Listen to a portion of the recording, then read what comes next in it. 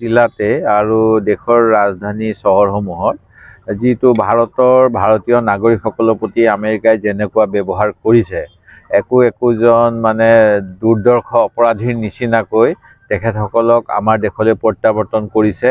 তেওঁলোকক যেনেধৰণৰ মানৱ অধিকাৰ দিব লাগে এইখিনি দিয়া নাই আৰু ভাৰত চৰকাৰেও সেইখিনি সহ্য কৰিছে। এই আমাৰ দেশৰ নাগৰিকৰ প্ৰতি চূড়ান্ত অপমান। আমাৰ দেশত যিহেতু ভাল ইকনমিক পলিচি নাই, ভাল এমপ্লয়মেণ্ট পলিচি নাই, সেইকাৰণে আজি অবৈধ কিছুমান দালালক পইচা দি পেলাই আমাৰ দেশৰ বহুত মানুহে বিদেশত এটা সপোন দেখিম বুলি ভাবে।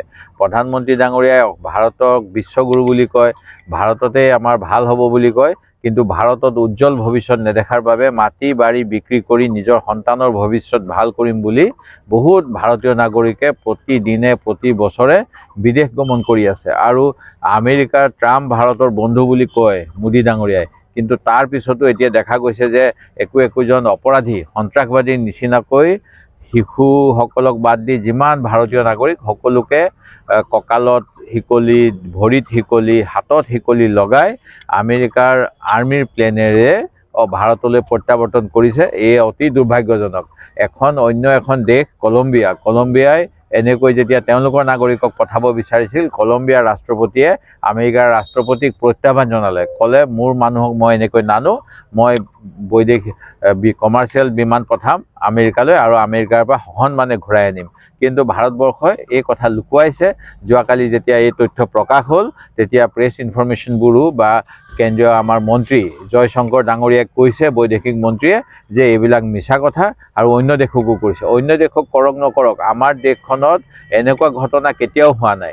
ইয়াৰ আগত এগৰাকী বৈদেশিক পৰিক্ৰমা বিভাগৰ ভাৰতীয় দূতাবাসৰ সদস্যৰ ওপৰত আমেৰিকাত যেতিয়া আমেৰিকান পুলিচে কিছু দুৰ্ব্যৱহাৰ কৰিছিল, তেতিয়া ভাৰতবৰ্ষৰ আমেৰিকাত থকা যি দূতাবাস, সেই দূতাবাসক ভাৰত চৰকাৰে কঠোৰ শাস্তি দিছিল, তেওঁলোকৰ নিৰাপত্তা প্ৰত্যাহাৰ কৰিছিল, তেওঁলোকক যেতিয়া তাৰ ডেলিগেশ্যন আহিছিল তেওঁলোকক দেখা সাক্ষাৎ কৰা নাছিল। কিন্তু 56 ইঞ্চি বুকু বুলি ক'লেও আমাৰ প্ৰধানমন্ত্ৰীৰ লাজ লাগিব লাগে যে ভাৰতীয়সকলক এনে অপমান কৰাৰ পিছত তেখেতৰ মুখৰ মাত এটা নাই। আৰু আমি কেন্দ্ৰীয় বৈদেশিক মন্ত্ৰী আৰু প্ৰধানমন্ত্ৰী ডাঙৰীয়াই ভাৰতৰ মান সন্মান নাক কাণ কাটিছে, তেখেতৰ পদত্যাগ দাবী কৰোঁ। কংগ্ৰেছ দলৰ প্ৰস্তুতি যেনেধৰণে হ'ব লাগে, ধৰক প্ৰথম কথা হ'ল গাঁৱৰ মানুহক সুধিব লাগে কাক ভোট দিবি, তেওঁলোকে ক'ব যে আমুক হ'লে ভাল হয়, কাৰণ এইটো একেবাৰে পৰিয়ালকেন্দ্ৰিক বা একেবাৰে কাৰ প্ৰতি সমৰ্থন আছে, এইটো দলগত কথা নাহে।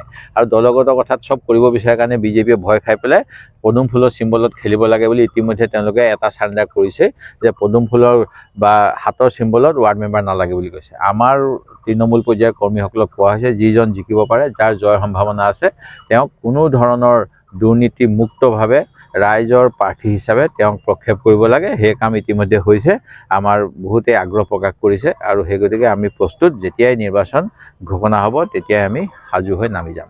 আপোনাৰ চাওক, যে উজনিৰ এটা আজি 10-12 বছৰ ধৰি ৰাইজে জীয়াতু ভুগি আছে, যিটো নেশ্যনেল হাইৱে। তেওঁলোকে কয় যে দৈনিক 12 কিলোমিটাৰ 20 কিলোমিটাৰকৈ হাইৱে নিৰ্মাণ কৰোঁ, কিন্তু আমাৰ জাঁজিৰ পৰা আমাৰ শিৱসাগৰলৈকে যিটো নেশ্যনেল হাইৱে, সেই ৰাস্তাটো এতিয়ালৈকে সম্পূৰ্ণ হোৱা নাই। সেই গতিকে চৰকাৰখনৰ কিছুমান মানে যেনেধৰণে কাম কৰিব লাগে, সবকা সাথ সবকা বিকাশ, এইটো যে হোৱা নাই সেইটো দেখা পাওঁ। যিজন আমাৰ মুখ্যমন্ত্ৰী, তেখেতে নিৰ্বাচনৰ সময়ত কেনেকুৱা অত্যাচাৰ কৰে, সংখ্যালঘুসকলক কেনেকুৱা আপত্তি কৰে আপোনালোকে দেখিছে।